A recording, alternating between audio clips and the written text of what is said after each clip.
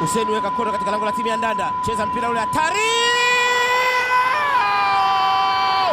Shiza Kichuya.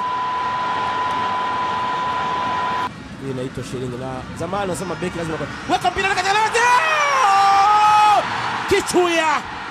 Ni goli zuri ambalo mabeki walikuwa kama wamezuba hivi, Azam wa kutegemea kama mpira ungeanza kwa kasi kiasi hicho, na Kichuya anaongeza na yeye mtaji wa magoli sasa.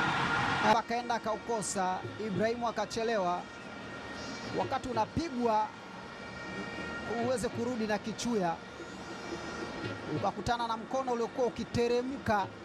Kichuya na mwamuzi na mlinda lango. Shiza Ramadhan Kichuya. Kichuya! Penalty nzuri, goli lake la 3 hili kwa msimu huu.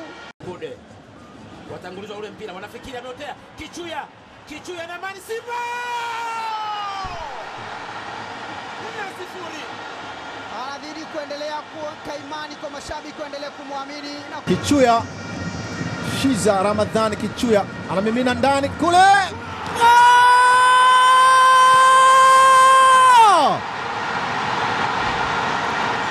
Shiza Ramadhan Kichuya alichungwa sana.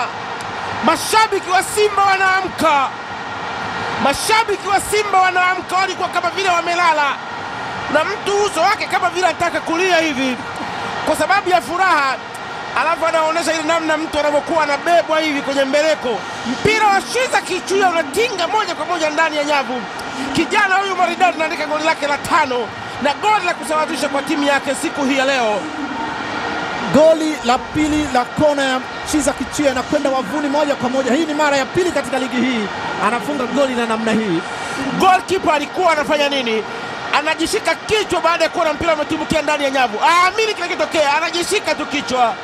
Na bila shaka mipira ya kona namna hii inahesabiwa kwamba mlinda mlango inabidi kuicheza akiwa